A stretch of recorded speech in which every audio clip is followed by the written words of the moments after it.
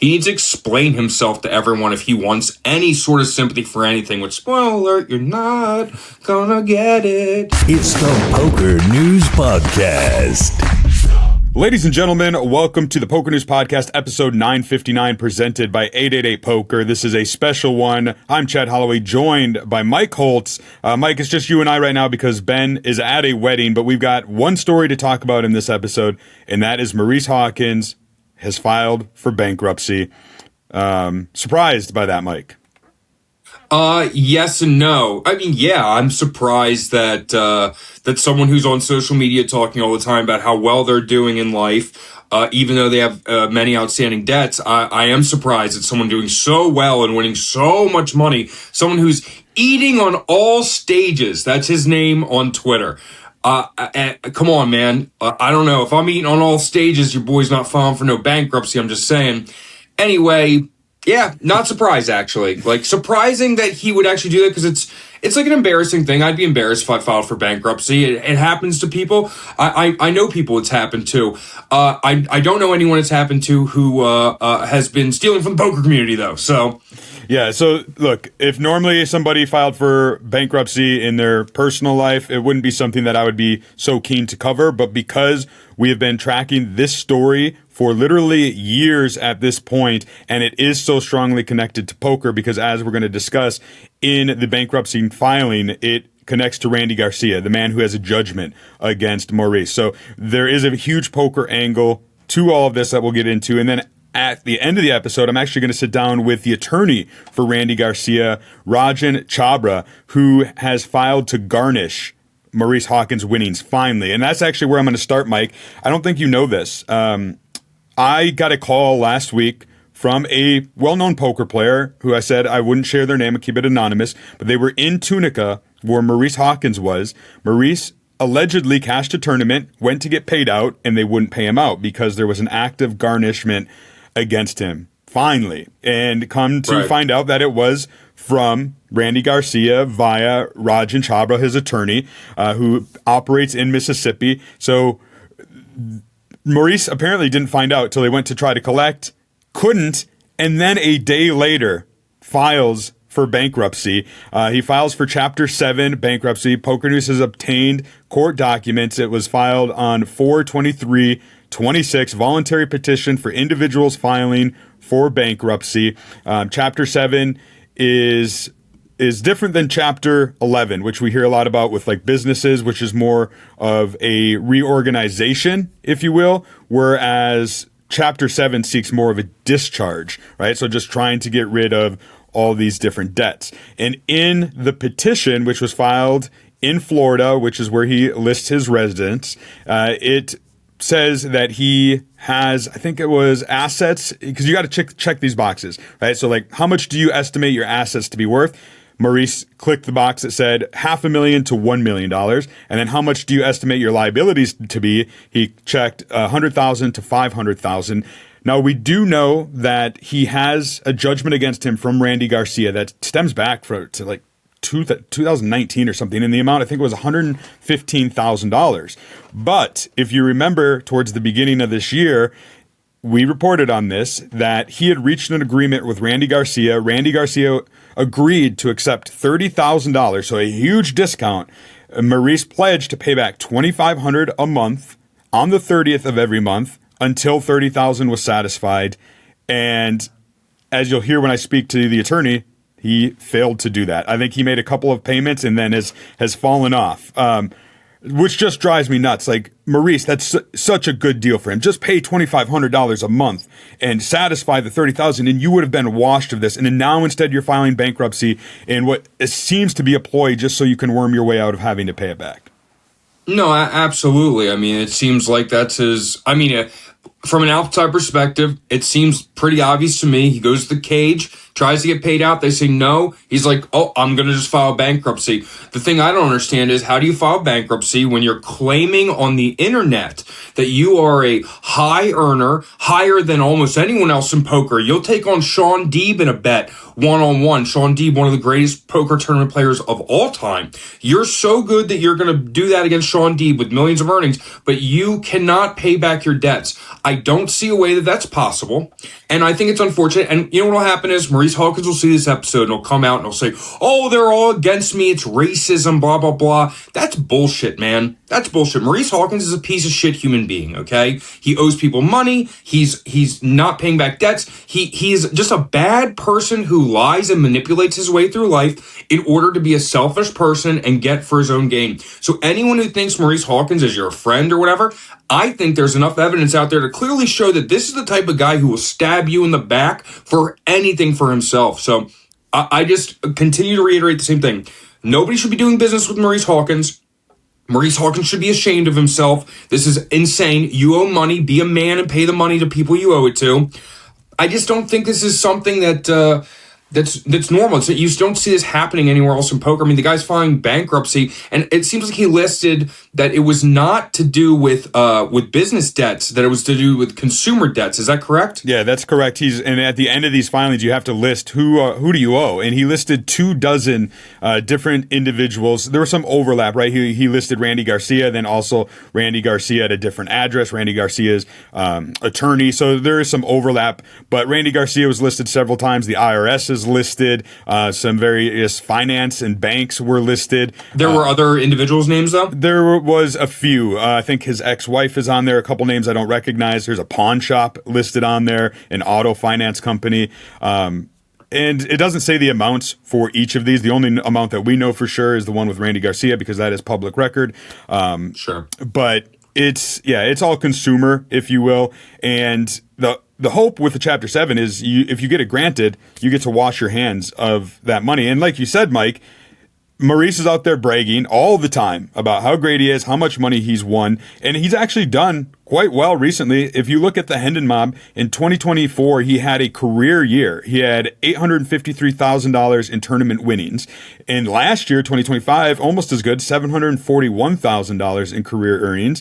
And then this year, he's actually gotten off to a good start. To his credit, he already has in 2026 $217,000 in tournament winnings, according to the Hendon Mob. The big part of that was $80,000 for chopping the Gulf Coast Poker Beau Rivage heater in Biloxi back in January, right?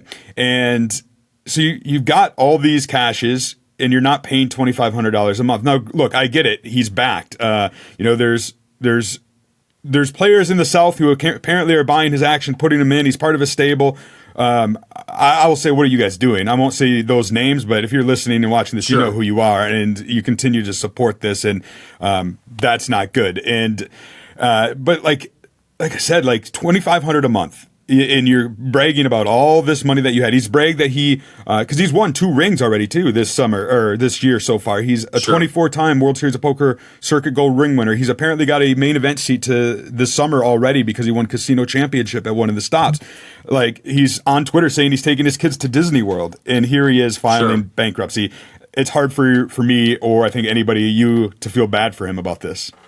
No, there's no sympathy. There's no love lost between Maurice and myself in this situation. I mean, what a shock that this guy is doing well and then trying to find legal avenues to skirt past his debt. I mean, listen, you can have that much money in cash in a year or in a quarter of a year of 4 months, whatever it's been, and be down. I don't think he is because of the buy-ins he's playing. It seems like he's up money. I even believe he said that he was up like 60 or 80K at one point, a Twitter post pretty recently. So, like, I don't know his backing arrangements, but it seems like the person that Maurice Hawkins is trying to tell the public that he is the best tournament player in the world that everyone is snubbing, someone who makes so much money, who's just killing it. And then you look at the behind the scenes info and it's like, no, dude, he's owes everyone money. There's like rumors of sports betting debts everywhere. He's in the pits all the time. The guy comes off as an angle shooter at the table from multiple sources. You can see this anywhere.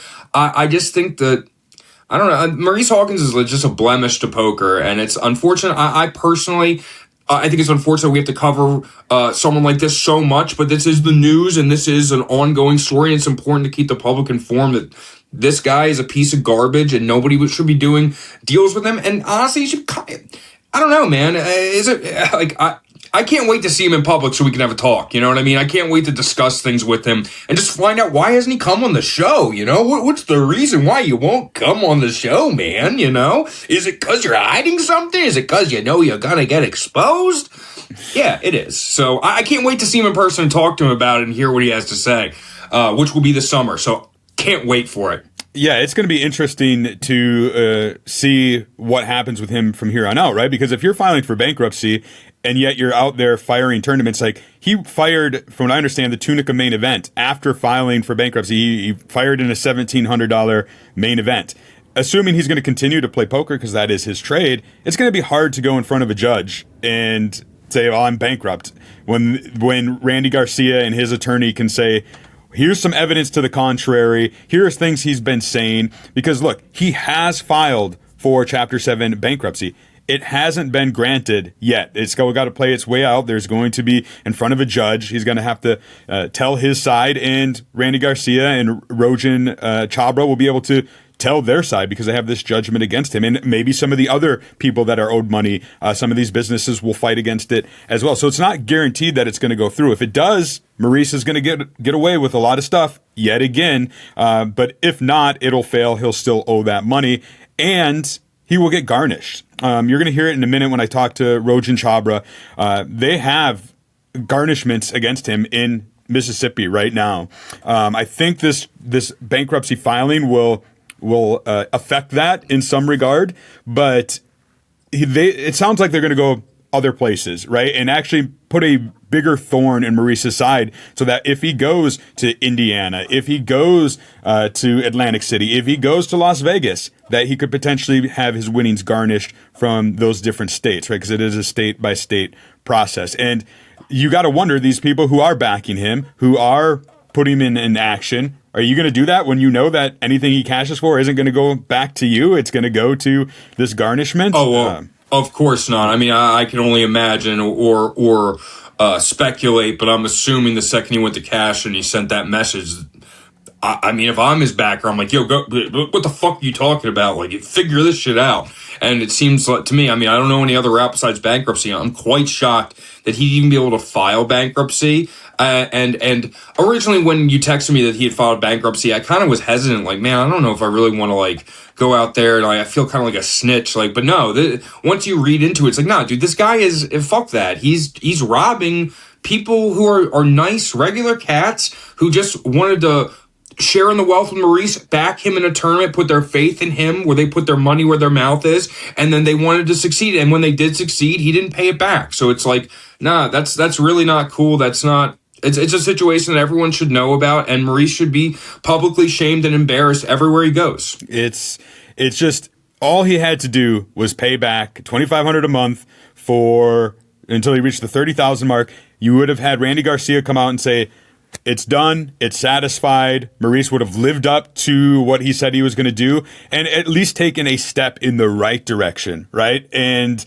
instead, you go this route where it's pretty apparent you are snaking your way, worming your way to trying to get out of this debt that you owe in the court of law. There is a judgment out there. This isn't speculative. There's no mediation with this. This is in the law. Like, this is a court judgment against him. And it's just like, I don't know, like, there's no love lost between Maurice and I. So I want to say it's very disappointing, but it is, but it's not really a shock to me at this point. Like you said, like, Maurice he's a bad actor in the poker space. Yeah, 100%. And it just is what it is. And I find it interesting. You don't really see Maurice coming to any of the stops other than the Gulf Coast area, the down south. You don't really see him at any of the Las Vegas. I don't see him in the Las Vegas stops except for WSOP. Yeah, I mean, I think there's a reason for that. He knows he's going to get shamed everywhere he goes, and the competition's tougher. Yeah. We will keep an eye on it. This has got to work its way through the court, as we said. I'm sure he'll be continuing to play. at different places. I'm sure he'll have a response to this. As always, I sound like a broken record at this point, but Maurice, you're welcome to come on the show, chat with Mike and I and Ben. It will be cordial. We can do it in studio in Las Vegas. We can do it over Zoom, whatever you want. Tell your side if you would like to. Cordial's an interesting word. I mean, I don't know if I'd say cordial. I try to keep it, give everybody a fair shake, if you will. But the fairest shake of all time, but. Yeah. You're a thief, brother. Well, one person who did agree to come on the show was Rogen Chhabra, who is the attorney representing Randy Garcia, who did get the job done in terms of filing for garnishment. And we talked about a lot of the stuff that we just did, about the bankruptcy situation and kind of where he sees things as they are now and where they might end up. He's an interesting guy because he is a poker player as well. In fact, he was chatting with me in between making a day 2 down at the Seminole Hard Rock. Very knowledgeable and kind of is doing this as a hobby or a goodwill gesture. Like, he cares about poker. He wants to see it thrive, and I found it very interesting. So we'll end the episode with my interview with Rogen Chhabra, and then Mike, we'll be back later this week, you, me, Ben, for a brand new regular episode on Thursday. But I thought it would be worthwhile for us to jump in and talk about this one because this is a story we've been covering for better or worse for years now. Yeah, makes complete sense, and I haven't seen the interview myself, but I'm very interested to see it, so can't wait to check it out. And I'd love for Maurice to come on the podcast. I'd love for him to have an open dialogue with either one of us about this. I mean, I think that that's really what the people want to see, is Maurice come out and talk about this and explain to the people in a 1-on-1 or 2-on-1, whatever it is, group setting, whatever it is. He needs to explain himself to everyone if he wants any sort of sympathy for anything, which, spoiler alert, you're not gonna get it. You're not gonna get it. All right, well, that's going to do it for myself and Mike, but stay tuned. Right now is my interview with attorney Rogen Chhabra, who represents Randy Garcia. Check it out. All right, ladies and gentlemen, I am with our special guest for this episode, attorney Rogen Chhabra. I know I'm going to butcher it. I do this every episode. You got it right the first time. Chhabra. That's it. You are the attorney. I got in touch with you of Randy Garcia, who we've talked about on this show many times, written about on Poker News. He's the gentleman with a judgment against Maurice Hawkins, an ongoing story that I've been covering for years now at this point, unfortunately. And I understand there's been a little bit of a development from that end because last we knew that Randy and Maurice had come to terms, but it sounds like Maurice has broken those terms. Would that be accurate? Wasn't involved in whatever discussions they had. All I know is that the judgment wasn't settled, and the judgment's still in force, and whatever agreement they made, it's my understanding that Maurice didn't keep his end of the bargain, so the judgment was still in force. Right. And so what role do you play in this? Like, when did you come on board with Randy, as much as you can speak to that? I know, and you're a poker guy yourself, so I'm sure you understand the complexities that come with the situation here when it comes to backing, staking, etc. I do. I do understand all of that. There's a bit of backstory here. I was there. Mike Postle had made a final table at the Beau Rivage, I want to say about maybe a year ago. Mm-hmm. I think it was probably the $1 million heater in January, so probably January of 2025. And I have an office really close to the Beau Rivage. And so I talked to a person who had the judgment, or one of the judgments against Mike Postle, and said, hey, let's go see if we can get this enrolled real quick. And the problem with enrolling judgments is you can't do it electronically. It's like an initial action, sort of like filing a complaint. It has to be done physically, and that just means it takes more time.